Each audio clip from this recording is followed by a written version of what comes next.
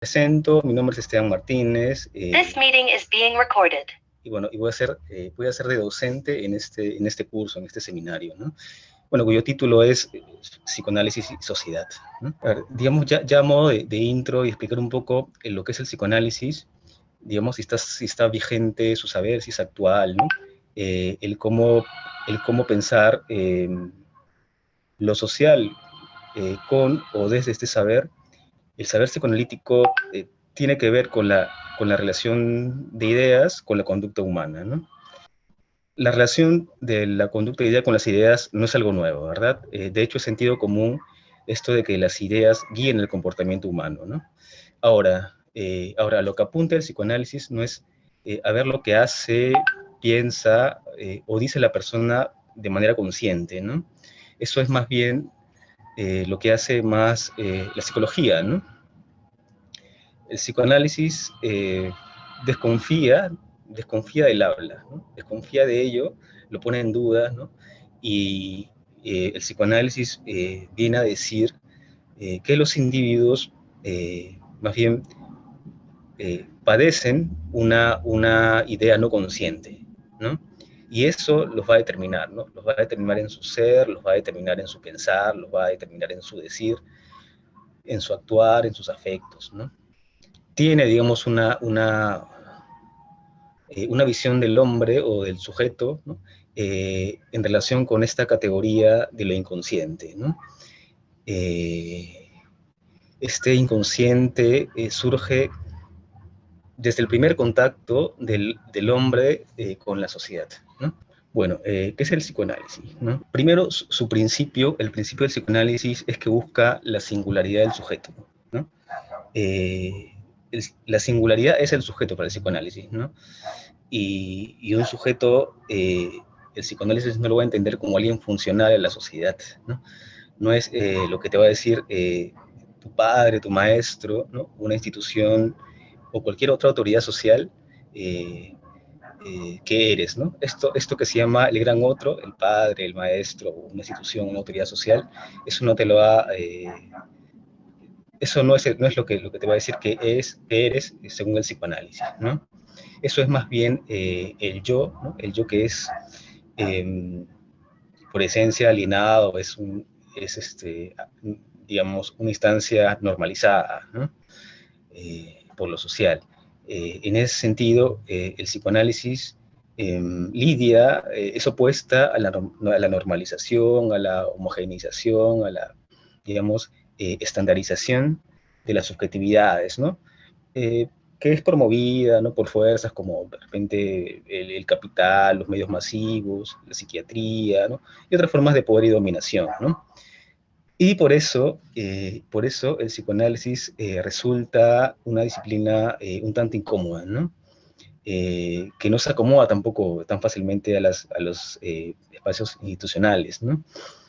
A las normas, a los estándares, a las demandas de una autoridad o de un amo, ¿no? En un sentido amplio, digamos, no se sujeta a los parámetros de lo que se dice, de lo que es lo normal, lo sano, lo correcto, ¿no? ¿No? Es decir, el psicoanálisis no es un tratamiento de la adaptación, ¿no? No es una clínica que te va a ofrecer tampoco la felicidad, ¿no? No va por ahí, ¿no?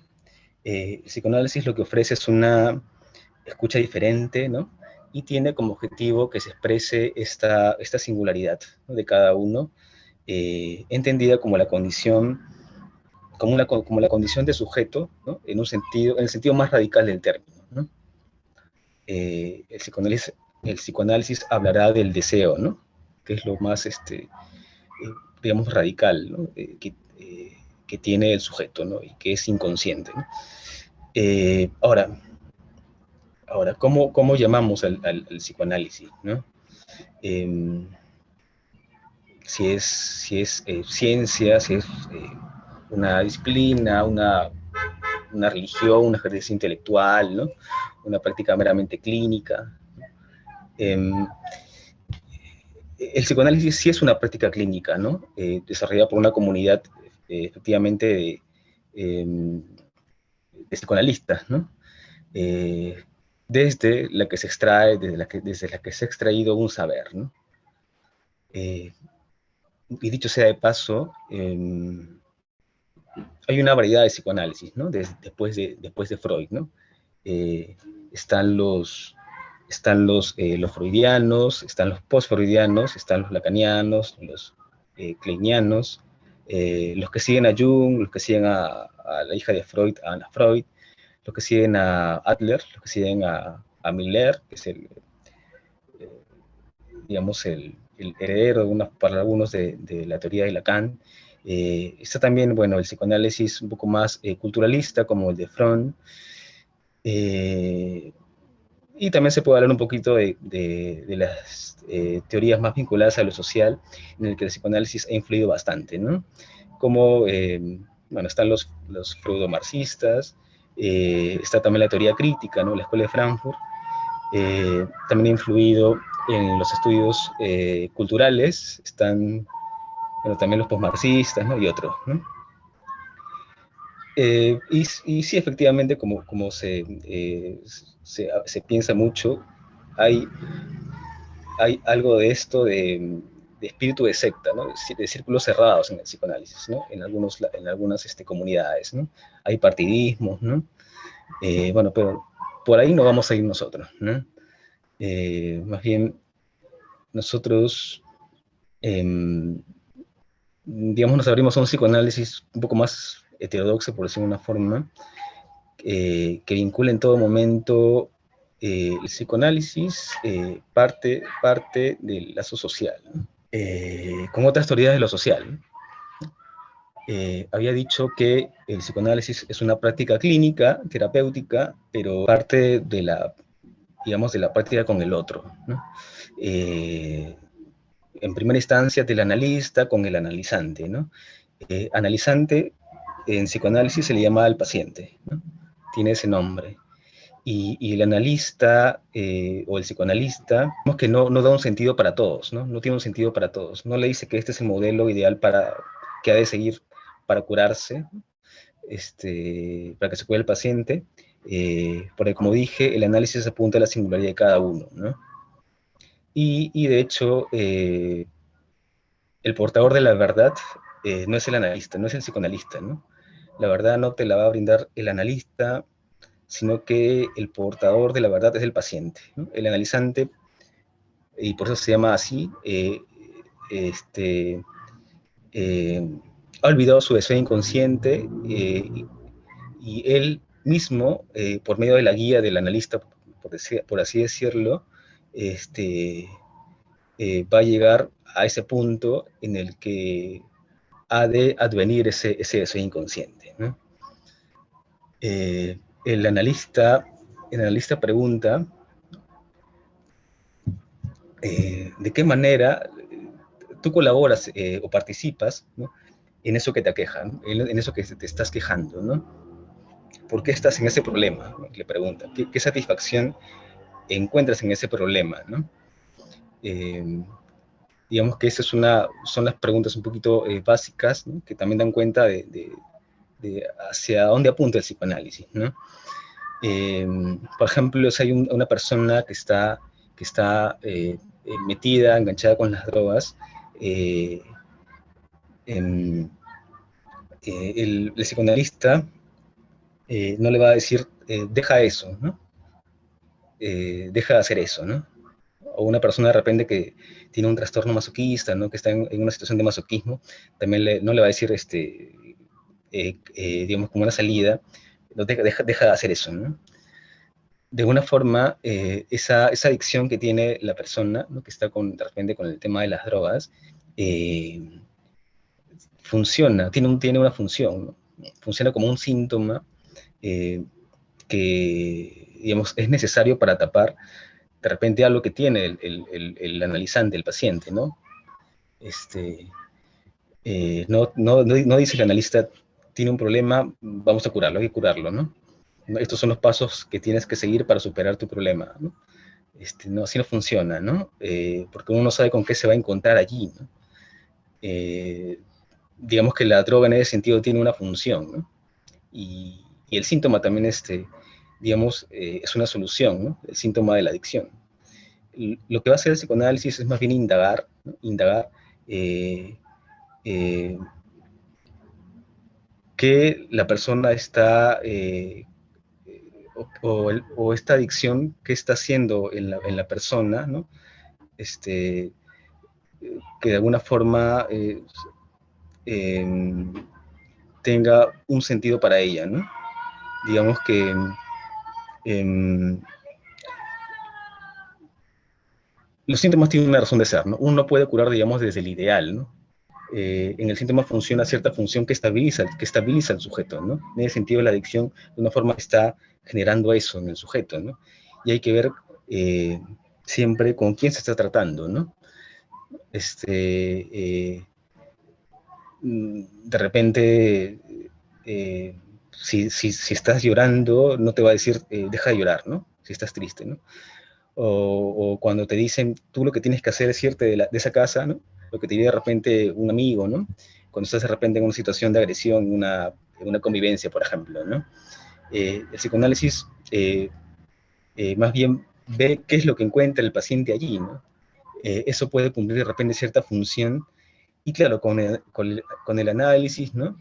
Eh, se acotará, ¿no? Se acotará ese consumo de droga, esa adicción, o esa indefensión frente al agresor, o la decisión de salirse de ese circuito de abuso, ¿no? Eh, o quizás de repente sublimará el síntoma, ¿no? Para hacer de repente una cosa socialmente aceptable, ¿no? Como señalaba, la cura en el psicoanálisis pasa por el tema de que el deseo advenga, ¿no? Y además que el sujeto sea a cargo de su deseo, ¿no? El psicoanálisis es opuesto, ¿no? A estos tratamientos y diagnósticos con soluciones, digamos, urgentes y rápidas, ¿no? Los placebos o las soluciones de repente de las compañías farmacéuticas, ¿no? En, de hecho, la terapia psicoanalítica es muy larga, ¿no? Puede durar meses o años, ¿no? Esa labor de exploración del inconsciente con el analizante, ¿no? Y quizás el mayor enemigo del psicoanálisis sea la biopolítica, ¿no? Que es la política en el cuerpo, ¿no? Hoy la manera, digamos, que tiene la sociedad de resolver las cosas, los problemas de las personas, los problemas humanos, es a través de la biopolítica, ¿no?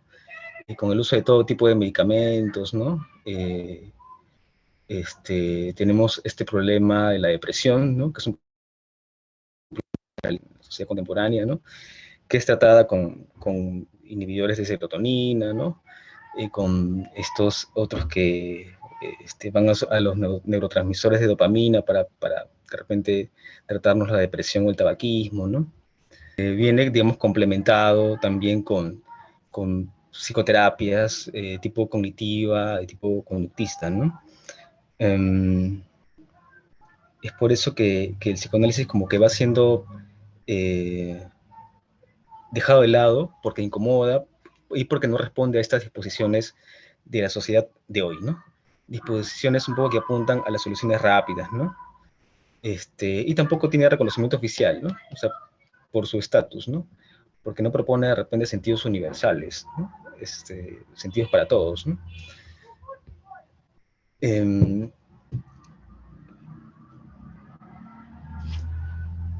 a ver, el psicoanálisis surge a fines del siglo XIX, ¿no? Con Freud, y nace con todo el espíritu de la ilustración, ¿no? Esta confianza en la razón para separarse de la tradición, de la religión, de la superstición, ¿no?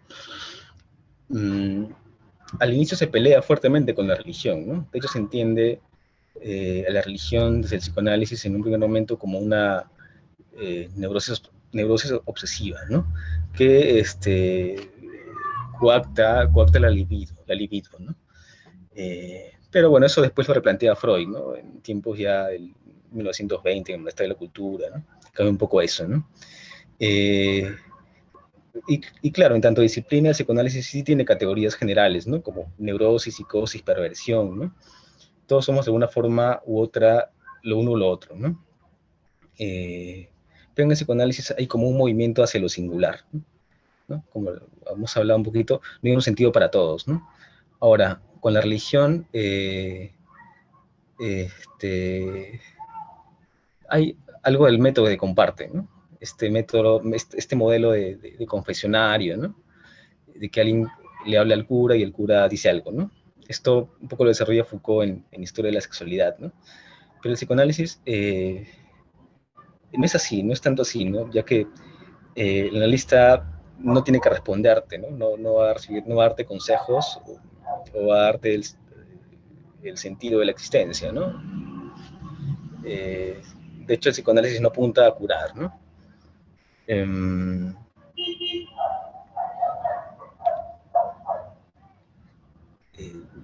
y no apunta a curar porque no cree de repente un ideal de persona completamente sana, ¿no?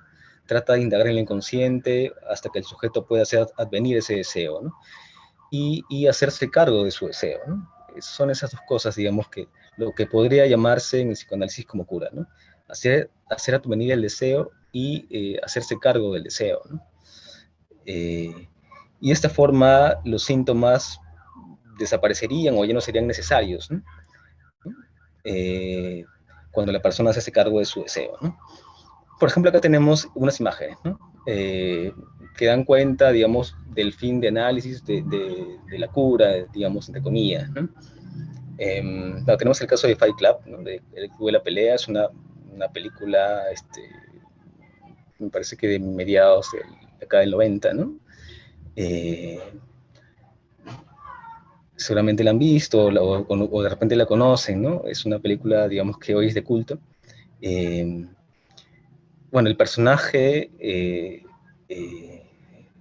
Edward Norton, ¿no? Se llega eh, a hacer cargo de su deseo, digamos, al final, ¿no?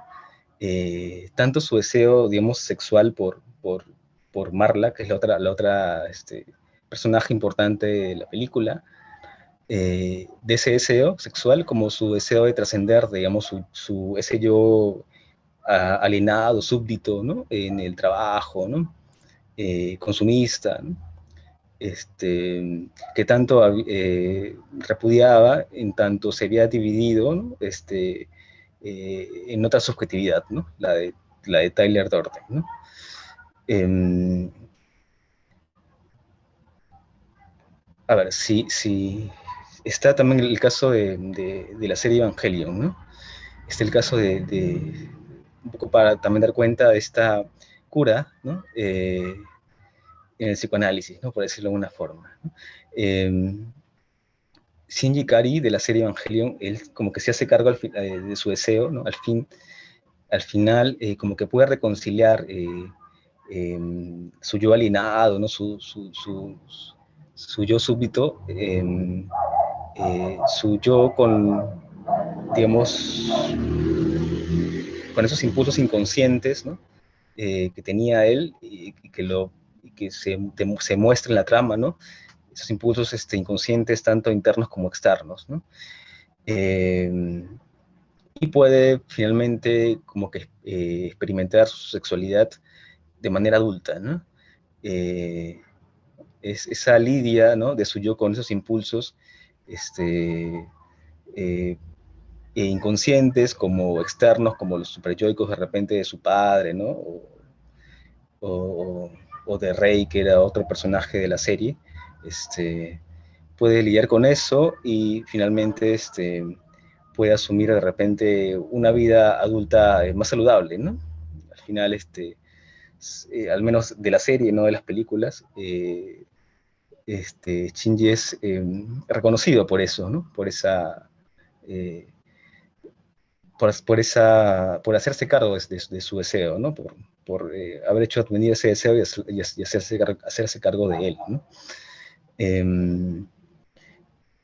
Y de esa forma, digamos que fortalece su identidad, ¿no? En la película, hay una película que se llama El Juego de Giral, que es del año 2017, ¿no? Que yo la he visto realmente hace muy poco.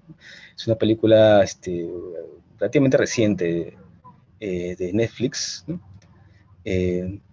Da cuenta de los conflictos de una mujer a raíz del abuso sexual de su padre, ¿no? Cuando era niña, y de la relación con una pareja que tiene ella, ¿no? Ya en la vida adulta, en el presente. que es como el padre, ¿no? Ella atraviesa eso y puede finalmente superar, digamos, el eclipse en el que había vivido, ¿no? El que había vivido esposada, y al final puede ver digamos, el sol en todo su esplendor, ¿no?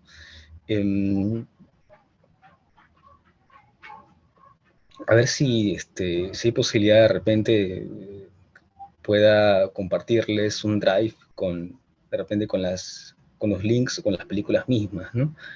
Para que también ustedes pueden sacar cuentas de de estos análisis, pueden de repente dar una lectura, ¿no? Pueden sacar un saber de allí, ¿no? Y así vamos a ver otras de repente películas o series que también pueden ayudarnos un poquito a comprender cómo es- funciona la lógica analítica, ¿no? Em, Ahora, del tiempo en que surgió el psicoanálisis a hoy, las cosas han cambiado, ¿no? Em, eh, en- eh, entonces, digamos, diríamos que está desactualizado, que es una teoría de repente que ha envejecido mal, ¿no? El psicoanálisis, digamos que ahora ya no se pelea con la religión, ¿no? Entiende la función de la religión, entiende la función de la fantasía para sostener algo del funcionamiento psíquico y social, ¿no? Y claro, lo que busca es atravesar las ficciones, ¿no? Y por eso parte de preguntarse por qué necesita de la ficción o el fantasma que le llaman, ¿no? En psicoanálisis. A ver, los cambios de la sociedad hasta hoy no han terminado con los males, ¿no? Si antes teníamos una sociedad represora, ¿no? Con la liberalización de las costumbres ahora, ¿no? No se han eliminado los males, ¿no? Aparecen otros cada vez, ¿no? Eh, y, y, bien, el psicoanálisis también nace, ¿no? De la crisis de la sociedad. Nace con este principio de escucha, de un discurso que no es escuchado y que da cuenta del malestar en la persona. El psicoanálisis parte del sujeto eh, que depende del sistema sociosimbólico, ¿no? Y por eso mismo está condenado o es fuente, digamos, de un desgarramiento desde el origen y también va a padecer inevitablemente de una neurosis, por lo menos, ¿no? El psicoanálisis lo que hace es ver qué patologías sociales hay, ¿no? Ve por qué surgen, ve cómo así se permiten, cómo así se reproducen, ¿no? El psicoanálisis ve estas patologías, ¿no? Tenemos el hedonismo, tenemos la depresión, tenemos estas llamadas patologías del acto, ¿no? Que son las acciones criminales, eh, ve por qué se dan, ¿no? Y el conocerlas permite conocer cómo marcha la sociedad, ¿no? Permite ver qué fuerzas sociales eh, eh, se mueven o mueven esto, ¿no? Mueven estas patologías sociales y también permite ver los imperativos sociales, ¿no? Los imperativos culturales, ¿no? Es decir, con las patologías se dice algo del funcionamiento de la sociedad, ¿no? Ahora, también hay que decir que el psicoanálisis ya ha instalado en la opinión pública, ¿no? Ciertas ideas, ¿no? Cuando hay, por ejemplo, estos lapsus, ¿no? Ya por sentido común, cuando asumimos eh, que eso que se ha dicho, ese lapsus, eh, por el acto fallido, ¿no? Es la verdad, ¿no? Por más que se disculpe después, que diga que estaba distraído, ¿no? Que estaba fuera de sí, que estaba borracho, o lo que fuese, ¿no? Está este caso muy conocido del congresista que juraba de repente por la plata, ¿no? O sea, ahí ya toda la gente asume que es eso la verdad, ¿no? Por más que después diga otra cosa, ¿no? Racionalizar, como se le dice en psicoanálisis, ¿no? Buscar una justificación, ¿no? Ahora, ¿por qué el psicoanálisis puede hablar de lo social, ¿no? Digamos, ¿qué autoridad tiene, ¿no? Si tiene que ver más bien con lo individual, ¿no? El psicoanálisis es, antes que nada, un lazo social mínimo, con el otro, ¿no? Entre dos personas. No hay psicoanálisis individual, no hay introspección. La persona no se puede psicoanalizar a sí misma, ¿no? Además, desde que surgió el psicoanálisis, ha tenido que decir, ¿no?, algo de los fenómenos culturales, ¿no?, de la civilización, ¿no?, de las manifestaciones subjetivas que le rodean, ¿no? Siempre ha tenido algo que decir, ¿no? El psicoanálisis parte de que el individuo es formado por lo social, ¿no? El complejo de Edipo se da en un marco de interacción social eh, primario, digamos, ¿no? Ahora, también el psicoanálisis va a venir a decir que la socialización fracasa, ¿no? Que la subjetivación que el sistema simbólico impone nunca es completa, ¿no? En el sentido de que nadie dice, yo estoy absolutamente feliz con mi lugar en el mundo, ¿no? Nadie es pleno, y bueno, tampoco hay una situación de armonía en la humanidad, ¿no? También hay esta situación que plantea el psicoanálisis de que hay algo que siempre empuja al hombre hacia la infelicidad. Eh, por ejemplo, la pulsión alcohólica no es algo natural, ¿no? No es lo biológico, ¿no?, lo que propicia, digamos, la pulsión, sino lo social, ¿no? A ver, si bien a veces Freud habla un poco de la biología del instinto, ¿no?, que un poco puede confundir todo el tema pulsional, instintivo, el inconsciente, es un producto social, ¿no? Es un producto de la relación con la sociedad, ¿no?, desde los tiempos primarios, míticos, digamos, ¿no? La socialización acontece en el cuerpo, y esto va a venir a producir efectos deseados o no deseados, ¿no?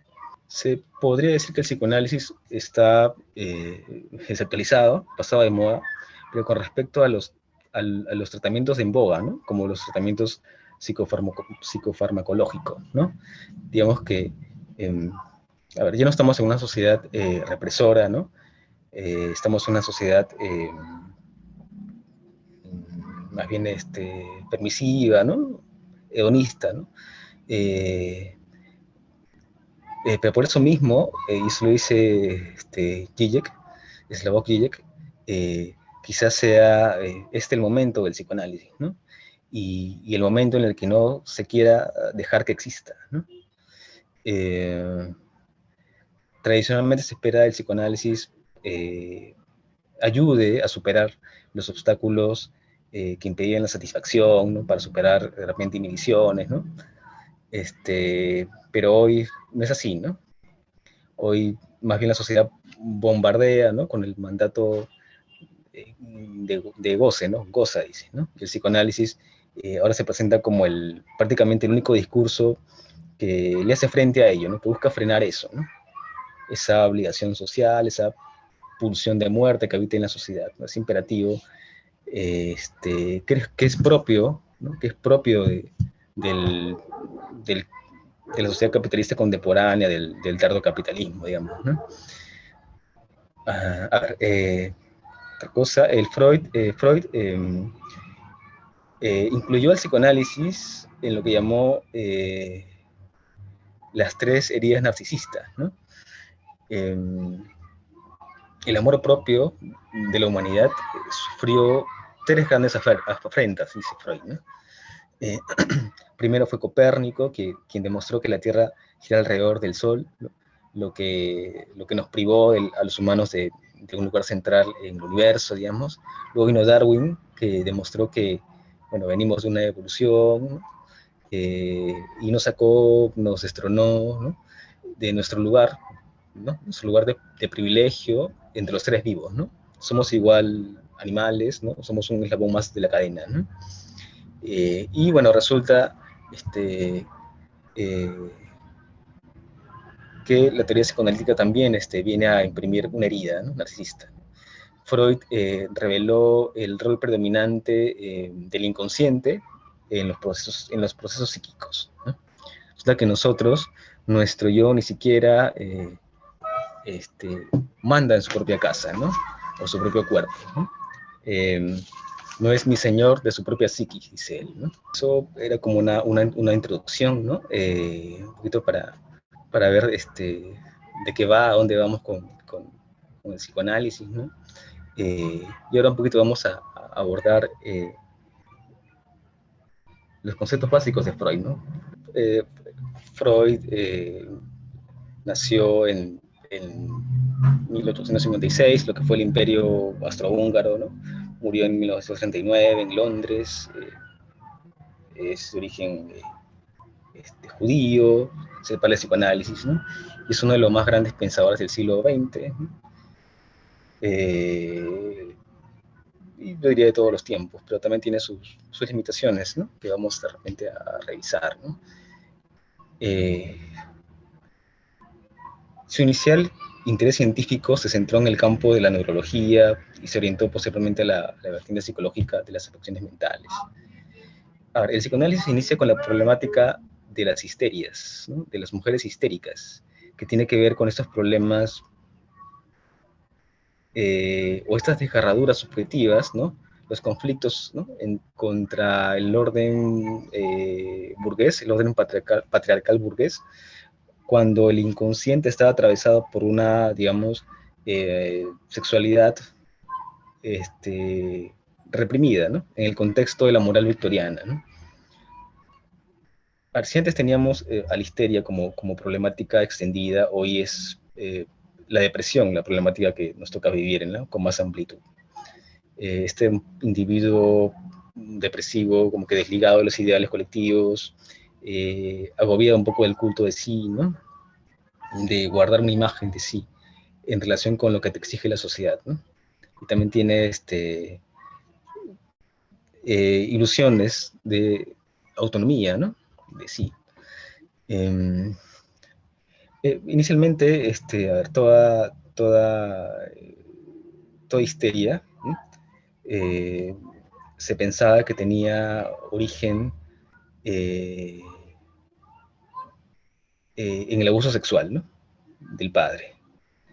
Es la llamada teoría de la seducción de Freud, ¿no? Pero luego ya no. Luego ya elabora el tema de la libido, ¿no? Y con Lacan ya se habla de goce, que es ya no solo lo sexual, ¿no? El paso adelante de Freud es entender que estos trastornos no tenían una causa orgánica, fisiológica, sino psíquica, ¿no? Hay un caso, ¿no? El caso de la parálisis de Elizabeth. Es uno de los primeros casos escritos de Freud. Los síntomas son los síntomas son una manifestación de una perturbación, es un indicio de que algo anda mal, ¿no? De que algo no está funcionando bien en la estructura, ¿no? Física.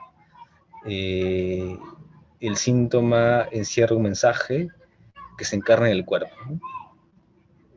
Hay un movimiento que va de lo psíquico a lo físico, ¿no? Y eso va a llamarlo Freud somatización histérica, ¿no? Y todos somatizamos algo, ¿no? Nos pasa, por ejemplo, cuando tenemos dolor de espalda, de repente, o cuando nos atoramos, de repente cuando decimos algo que no debimos decir, entre comillas, ¿no? Estamos siempre somatizando algo, ¿no? En el caso de Elizabeth, ¿no? Su síntoma era que no podía caminar, ¿no? Tenía una invalidez repentina y por más que la vieron los médicos, no encontraron una causa orgánica, ¿no? Y en el análisis ella decía que tendía a burlarse de todos sus pretendientes, a burlarse de los hombres, ¿no? Tiene una personalidad, digamos, fuerte, pero eso como que cambia cuando conoce al nuevo pretendiente de su hermana, ¿no? Con el anterior se lleva pésimamente, y con este nuevo, bueno, a ella le parece lo máximo, ¿no? Le termina encantada con él, ¿no? Ahora, él se casa con la hermana, ¿no? Pasan los años y la hermana se enferma, pasa un tiempo enferma y muere por la enfermedad, ¿no? En el análisis se descubre que algo había reprimido, ¿no? Había un pensamiento reprimido en Elizabeth, ¿no? Del tiempo cuando este tipo estaba con la hermana, ¿no? La hermana estaba enferma, ¿no? Este pensamiento reprimido era, eh, eh, eh, ahora que mi hermana eh, se muere, podré casarme con su marido. Eh, y al poco tiempo desarrolla esta cojera, ¿no? Sin causa orgánica, sin causa, ¿no? Orgánica, digamos, causa aparente, ¿no? ¿Cuál es el mensaje ahí escondido, ¿no? El mensaje escondido ahí es el no dar el mal paso, ¿no? El no dar el mal paso y meterse con el marido de la hermana muerta, ¿no? Y ese pensamiento se materializa en el cuerpo, ¿no? Por eso no puede caminar. Eh, eh, y luego de ello, te das cuenta del mensaje, ¿no? Detrás del síntoma, eh, se cura efectivamente ese síntoma, ¿no? De esta forma se entiende al síntoma como un mensaje, ¿no? Un mensaje de algo que está reprimido, ¿no? El sujeto está ahí gastando energías para que el mensaje no aflore, ¿no? Eh, y bueno, esto da cuenta de que la interpretación causa alivio, ¿no? Atacando la causa inconsciente, es como que desaparece el síntoma, ¿no? Ese es el caso de Elizabeth, ¿no? Mm, También antes de que funde, digamos, el psicoanálisis como tal, eh, Freud se trabajó con Charcot, más o menos en el 1885, 10 años, 1865, 1895, ¿no? En ese tiempo Freud estaba experimentada con la hipnosis, ¿no? Un poco para tratar también el tema de la histeria, ¿no? Que era el tema ahí en boga, digamos, ¿no? Em, Allí vieron que las mujeres no estaban actuando esa histeria, ¿no? Que era un problema ahí real, ¿no? Y que había una causa psíquica inorgánica en esos problemas de la histeria, ¿no? También conoce y trabaja con Joseph Brauer. eh, con él continúa el método hipnótico. Sin embargo, el mismo Freud declara después que no era muy bueno en la hipnosis, ¿no? Y que la hipnosis donde representaba una sugestión y muchas personas no eran susceptibles de ser hipnotizadas, ¿no? Con Breuer también utiliza el método catártico, ¿no? Eh, con Breuer, por ejemplo, vio el caso de Ana O, ¿no? Con hipnosis, ¿no? El método de la hipnosis, ¿no? Ana O contaba sus experiencias traumáticas olvidadas y que en cuanto profundizaba en ellas, ¿no? En el trance hipnótico, se curaba de sus síntomas, ¿no? Al menos momentáneamente, ¿no? Uh, Freud finalmente va a reemplazar la sugestión hipnótica, el método catártico, ¿no? Por la técnica propiamente psicoanalítica, hasta hoy, ¿no? Que es la, la asociación libre. La asociación libre opera desde la conciencia, ¿no? Desde la sugestión. La sugestión, de alguna forma, también allí hay algo del eh, discurso amo que le dicen, que sería encarnado por el analista, ¿no? Es decir, el hipnosis, lo que se dice no necesariamente es la verdad del paciente, ¿no? Sino que eso que dice el paciente en estado hipnótico de repente puede provenir de afuera, ¿no? Del mismo hipnotista, ¿no? En tanto están en esa posición de sugestionado, ¿no? De súbdito, digamos, del analista, ¿no? Y bueno, está el otro método, ¿no? La asociación libre, eh, este, la interpretación de sueños me refiero, ¿no? La interpretación de sueños, ¿no?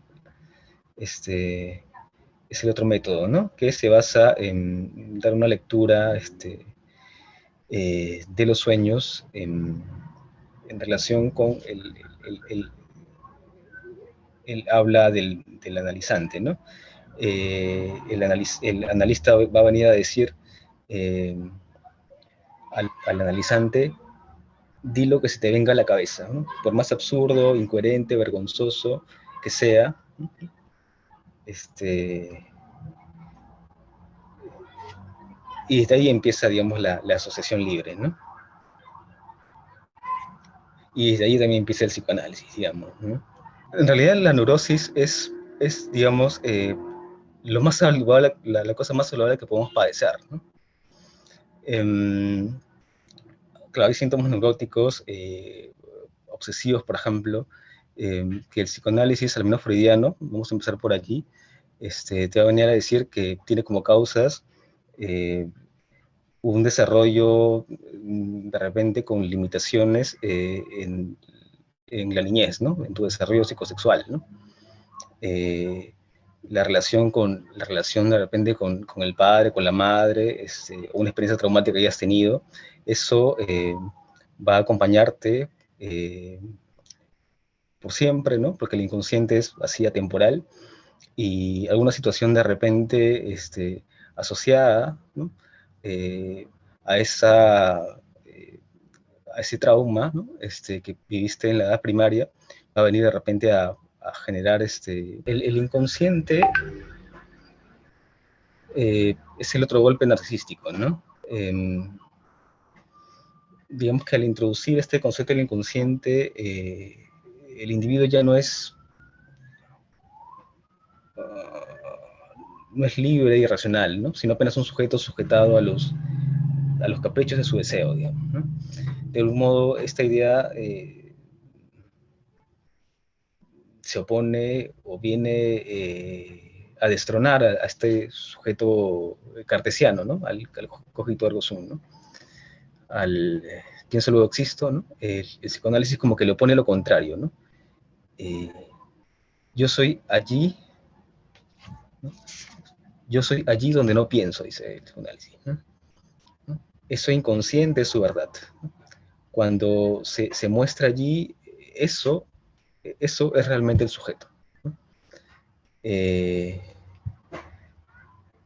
y bueno, en el psicoanálisis no se emplea la palabra subconsciente, ¿no? Subconsciente no se emplea, es una palabra, una categoría como que remite a capas, ¿no? Y así no funciona un poco el esquema psíquico que plantea Freud, ¿no? Eh, ahora, el inconsciente, ¿en qué lugar está, no? Unos dirán que está en el cuerpo, otros dirán que está afuera, ¿no? Entonces, cómo sabemos que existe, ¿no? Si existe el síntoma y se cura por medio de la palabra, es que existe. El psicoanálisis dice, conocemos el inconsciente por sus efectos, ¿no? El inconsciente da cuenta de que hay algo que escapa a mi conciencia, ¿no? Y se prueba por sus efectos, ¿no? Se prueba por los actos fallidos, se prueba por los hierros, por los deslices, también el chiste, ¿no? Con la angustia, ¿no? La angustia es lo que no engaña, dice Lacan, ¿no? Por ejemplo, te da un ataque de pánico y algo que no puedes afrontar, ¿no? Algo que no puedes confrontar. Y solo huyes eh, cuando estás por hacer algo que es cercano a eso, ¿no? Entonces se conoce por sus efectos, ¿no? Hay algo que está pensando por la persona, ¿no? Como cuando eh, una persona se cae y justo cuando tiene algo importante, ¿no? Se cae. Luego tiene otro evento importante y vuelve a caerse. Y así otra vez, ¿no? Eh, ¿no? Así hay, entonces, algo que se está repitiendo allí, ¿no? Pero esto no es consciente, ¿no? Porque la persona efectivamente sí quiere ir a estos eventos, ¿no? Que puede ser, no sé, un examen, una entrevista de trabajo, una cita con una mujer, ¿no? Pero justo cuando tiene eso, no, la friega se cae, ¿no? Eso cuenta de algo que se repite y algo que está allí, ¿no? Operando, ¿no? El psicoanálisis también habla de los sueños, ¿no? Los sueños, dice Freud, que son la vía regia hacia el inconsciente, ¿no? El inconsciente es lo reprimido, ¿no? Lo que se ha olvidado, ¿no? Es atemporal, ¿no? O sea, por más años que pasen, permanece allí con su carga, ¿no? No obedece a la lógica, no obedece al principio de no contradicción, ¿no? Es decir, pueden haber ideas contradictorias, absurdas, ¿no? Pero en el sueño eso es normal, ¿no? Eh, Eso inconsciente retorna, ¿no? Lo inconsciente retorna, dice Lacan, ¿no? Lo reprimido es retorno de lo reprimido, dice Lacan. Lo reprimido es retorno de lo reprimido. Y uno se defiende como eh, sintomatizando, ¿no? Eh, una persona desea sexualmente a otra persona, pero no de modo consciente, ¿no? Entonces la evita, ¿no? Sin que lo capte, digamos, ¿no? Y en el sueño su deseo se revela, se cumple el deseo, ¿no?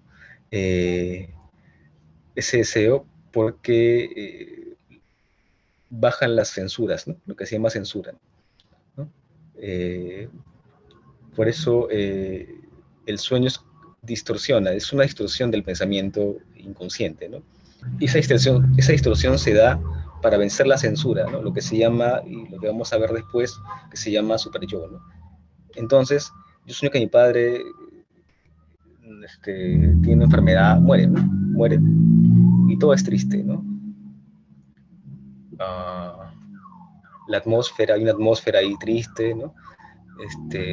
Está de repente en el funeral, y esa persona que desea sexualmente me da un abrazo de pésame, ¿no?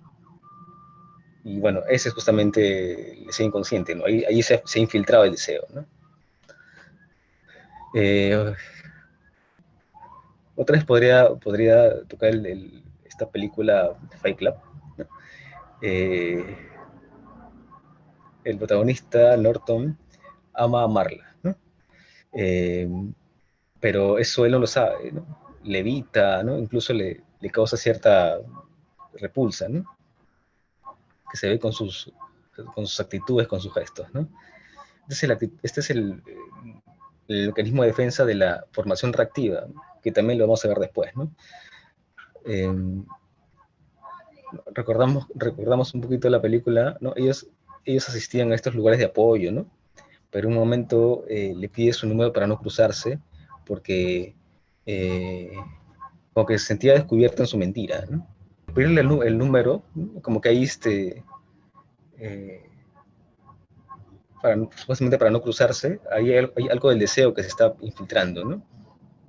Ahí también tiene sexo con ella, pero durante la trama, pero desde su subjetividad dividida, ¿no? Desde Tyler Durden, que es el otro, ¿no?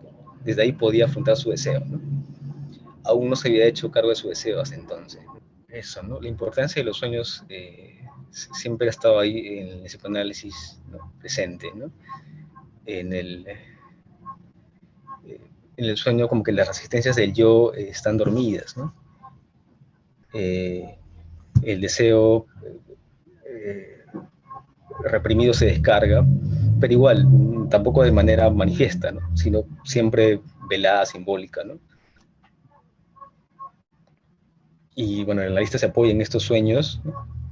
A través de la interpretación, vía la interpretación, para trascender estas censuras, estas resistencias, ¿no?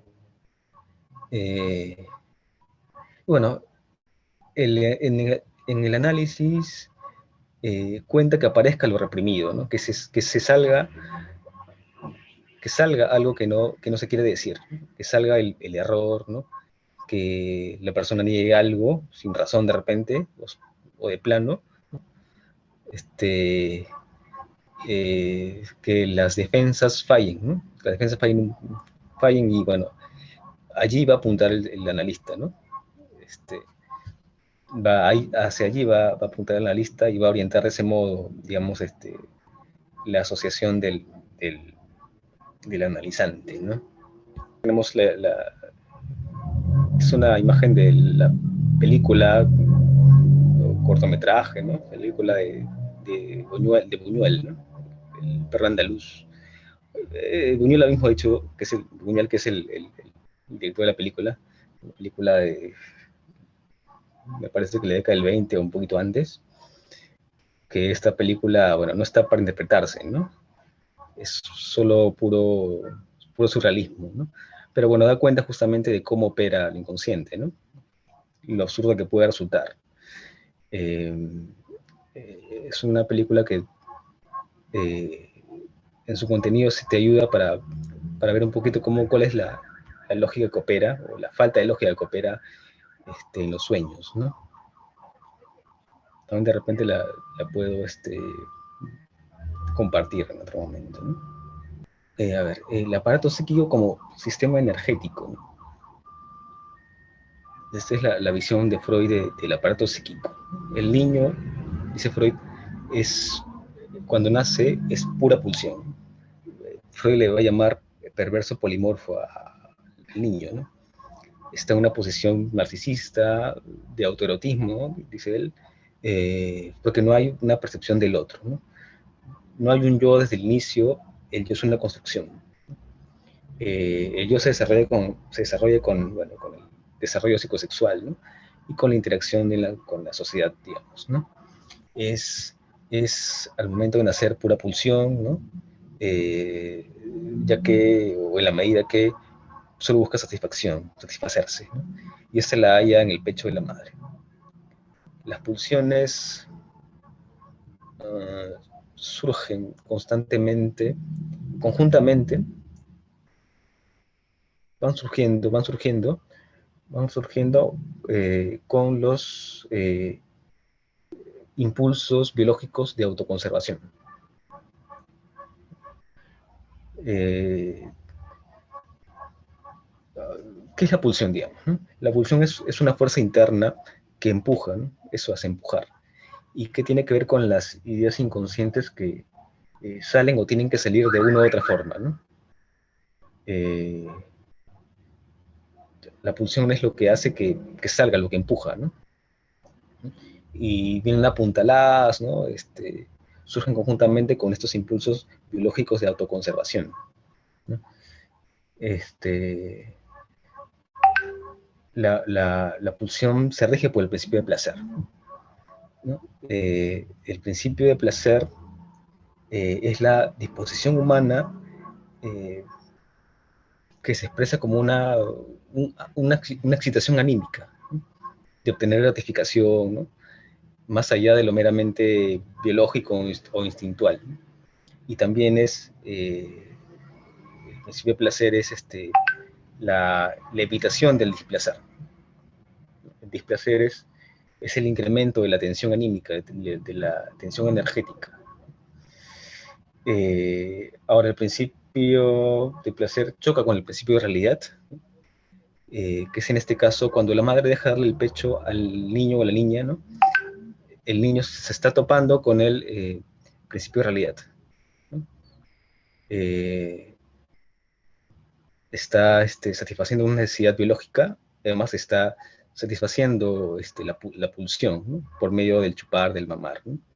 Pero eso se topa con el principio de realidad, ¿no? Que es cuando la madre deja darle el pecho. Eh, Ahora, todo esto en la cultura popular, digamos, al psicoanálisis freudiano se le tipifica como em, pansexualista, ¿no? Hay bastante, como que se ofenden mucho cuando se habla de sexualidad en el desarrollo infantil, ¿no? Eh, Obviamente más antes que ahora, ¿no? Pero la sexualidad en psicoanálisis se comprende en un sentido más amplio, ¿no? Se trata de un placer derivado del cuerpo, digamos, no solo genital, ¿no? La sexualidad nace con nosotros, ¿no? Se va desarrollando con la socialización, ¿no? es energía, ¿no? Las instancias psíquicas, estas instancias psíquicas, para Freud, funcionan como un sistema energético, ¿no? Y eso porque Freud también recibe influencias de su tiempo, ¿no? Su tiempo, de la ciencia de su tiempo, digamos, ¿no? De la física clásica, por ejemplo. Esto es importante un poquito para entender cómo opera el aparato psíquico para Freud, ¿no? El, eh, Está este principio de la física de conservación de la energía, ¿no? Que consiste en entender que la energía no puede ser aniquilada, sino que siempre aparece en una parte del sistema, ¿no? No desaparece, sino siempre aparece en un otro lado, ¿no? Si no se canaliza, aparece en un otro lado. Pero siempre va a estar en ese desplazamiento, ¿no? Buscando descargarse, digamos. Es por eso que Freud recibe o entiende, ¿no? Eh, a la psique como un sistema energético, ¿no? Como una, voy a llamarle después, economía libidinal, ¿no? El deseo se mueve al inconsciente, se reprime, ¿no? Y lo que se reprime necesita una válvula de escape, ¿no? Esto reprimido se va a venir a expresar como sistemas neuróticos en forma de fobias, de obsesiones, ¿no? O hasta de psicosis en los peores casos, ¿no? Si las pulsiones no encuentran, digamos, formas de canalizarse, surge estos conflictos, digamos, intrapsíquicos, ¿no? Eh, pero bueno, también el sujeto también tiene sus formas de defenderse, ¿no? Hace uso de sus mecanismos de defensa. Bueno, he mencionado varios conceptos ya aquí, pero vamos a verlos eh, en otro en un ratito más a profundidad cada uno de ellos, ¿no? En relación con los mecanismos de defensa, ¿no? Quería un poquito hablar de eso, ¿no? Los mecanismos de defensa son estrategias psíquicas inconscientes eh, que surgen para mantener eh, la imagen de sí mismo, ¿no? La autoimagen, para hacer frente a la realidad, eh, para permitir la estabilidad psíquica, ¿no? Permiten la estabilidad psíquica. Eh, Justamente surgen esos momentos en que, digamos, nuestra estabilidad se puede poner en riesgo, ¿no? Porque algo de lo inconsciente puede brotar. Eh, bueno, está la represión, que es cuando el conflicto subjetivo se lo lleva al inconsciente, ¿no? Lo reprimido eh, retorna, dice Lacan, ¿no? Caso, por ejemplo, de una persona que reprime un trauma, ¿no? Como el abuso sexual del padre, ¿no? O de repente una persona que reprime su identidad de género, ¿no? Eh, la denegación es otro mecanismo de defensa, que es cuando un hecho no lo reconozco, ¿no? Por más que existió, de repente una persona querida muere y yo no sumo a ello, ¿no? Actúo como si nada hubiese pasado y que sigue viva, ¿no? Y niego que eso haya pasado, que haya acontecido, ¿no? O de repente otro caso cuando de repente una persona es abusada este, constantemente, digamos, y en la convivencia, esa persona agraviada, abusada, niega eso, ¿no? Hay una denegación. Está también la formación reactiva, ¿no? Un poquito lo que hablaba antes de la película Club de la Pelea, Fight Club, cuando Edward Norton con Marla, ¿no? Asume el afecto contrario, ¿no? O sea, le causa repulsión, pero en realidad la ama, ¿no? Es la adhesión de una actitud opuesta a su deseo inconsciente, ¿no? Para no asumirlo, ¿no? De repente el caso de una persona con deseos sexuales hacia su mismo sexo y que son así homofóbicas, ¿no? Recalcitrantemente, ¿no? Está asumiendo, por no querer asumirlo, toma una posición contraria, ¿no? Así al extremo, además. Está la proyección, ¿no? Esta frase de lo que dice Pedro de Pablo dice más de Pedro que de Pablo.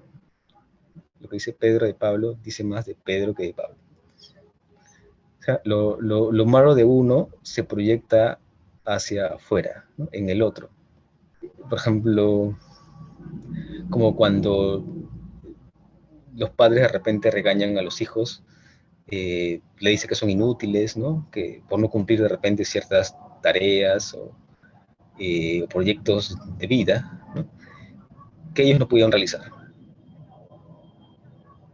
Cuando ese reproche más bien casaría hacia ellos, ¿no? O en ellos, ¿no? Están proyectando allí. Está también la introyección, que es la identificación, ¿no?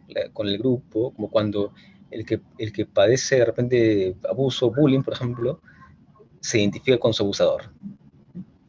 Esto que se le llama síndrome de Estocolmo, ¿no? La víctima de un secuestro asume un lazo, un vínculo fuerte, y una actitud así de complicidad con su secuestrador, con su captor, ¿no? Eso es la introyección. También está la sublimación, que es cuando digamos que la persona realiza una acción positiva, que actúa, es inconsciente, ¿no?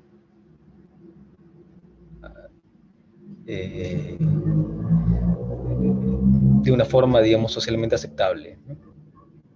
Por ejemplo, a través de, no sé, la actividad artística, por ejemplo, ¿no? Aquí no hay tanto desgaste energético, sino más bien una canalización de la energía, ¿no? Freud dice que este mecanismo de la sublimación, este es un mecanismo, dice, que es saludable, ¿no? Está la regresión, ¿no? Que es cuando el sujeto se queda como que fijado, se queda fijado en una etapa de su desarrollo psicosexual y se va a expresar esta regresión, esta fijación en una etapa anterior, en fobias, en obsesiones, en manías, ¿no? No sé, de repente se chupa el dedo, o chupa de repente la tapa del lapicero, ¿no? Moja la cama, reacciona impulsivamente, con ira y cierto descontrol, ¿no? También un poquito como la pregunta que se hacía en el chat, ¿no? Entonces, en eso como que opera un poco el tema de la regresión, ¿no? Hubo un acontecimiento, digamos, fallido en el desarrollo psicosexual y esto va a manifestarse de una u otra forma en la vida adulta, ¿no? Puede que haya un disparador, un detonante, o puede que se presente en la vida adulta constantemente, ¿no? Y como que variando, digamos, en su forma de manifestarse, ¿no? También está la racionalización, ¿no? Que es cuando se busca explicaciones o justificaciones así muy sofisticadas, ¿no? Buscando just, excusarse, ¿no? Para no afrontar situaciones problemáticas, ¿no? Para reafirmarse de repente en ideas, en creencias, ¿no? Para no padecer culpas, ¿no? Habría que hablar de uno de textos fundamentales de Freud, ¿no? Que dan cuenta un poco de la visión general del psicoanálisis, que hablan justamente del aparato psíquico, ¿no? De esta energética pulsional. Está este texto, La pulsión y sus destinos, ¿no? Que es de 1915, ¿no? La pulsión y sus destinos, Y está este texto de Más allá del principio de placer, que es de 1920, ¿no? Hay también cambios en la teoría, en la elaboración teórica de Freud, en relación sobre todo con la pulsión. Por eso es que este concepto varía y es algo oscuro, ¿no? Muchas veces. No, Freud también tiene otros textos claves, ¿no? La interpretación de sueños de 1899, pero bueno, Freud lo lanza en 1900, ¿no? Eh, Está más allá del principio del placer, ¿no? Ya mencioné que es el 1920. Está el yo y el ello de 1923. Y bueno, están los textos que llaman de metapsicología, donde habla de temas culturales, ¿no? Totem y Tabú, que es de 1913, esta psicología de las masas y análisis del yo, que es de 1921, y está el malestar de la cultura, que es de 1930. Y también están estos otros textos que hablan de la religión, eh, el porvenir de una ilusión, el porvenir de una ilusión, y el de Moisés, ¿no? Moisés y la religión monoteísta. Eh, pero bueno, volvamos un poco a la teoría, a la idea de Freud de la economía libidinal, de la energética, ¿no? Del sistema energético, del aparato psíquico. Un poco que lo desarrolla en la pulsión y sus destinos y en más allá del principio de placer, ¿no? Eh, el aparato psíquico está regido por el principio de placer y el principio de constancia también. El principio de constancia consiste en que, en que la energía se mantenga al mínimo, ¿no? Que la tensión sea baja o se mantenga baja, relajada, digamos. Freud tiene esto de analizar la psique en términos cuantitativos, ¿no? En términos de cantidad de energía. Cuando hay un incremento de la tensión energética, el aparato lo siente como displacer. Incremento de tensión, alta tensión, es displacer. Alta tensión, displacer. Entonces hay que evitar que se acumule energía, que se incremente la tensión. Y más bien hay que descargar para que no suceda eso. A ver, Freud, un poco para entender también esto, habla de la satisfacción primaria y secundaria. En la satisfacción primaria, la satisfacción primaria es la primera vivencia de satisfacción que vivió la persona. Esta satisfacción es mítica, los tiempos primeros de la persona, ¿no? Y es inconsciente, dice Freud. Y solo se vive una vez, ¿no? Y en la satisfacción secundaria hay, esta sí es lo que viene después de la primaria, ¿no? En adelante. Acá sí hay, digamos que un plus de energía, ¿no? Y acá sí opera por medio de la conciencia, ¿no? La satisfacción secundaria ya no es inmediata, ¿no? La primera sí era inmediata, ¿no? Eh, no es, no es fluida, sino mediata. Digamos que la satisfacción primaria deja una huella. Ya no es posible vivir otra vez esa primera vivencia de satisfacción con la madre, entonces se da esta satisfacción secundaria, ¿no? Y el niño, que ya no puede vivir esa primera satisfacción primaria, recuerda que hizo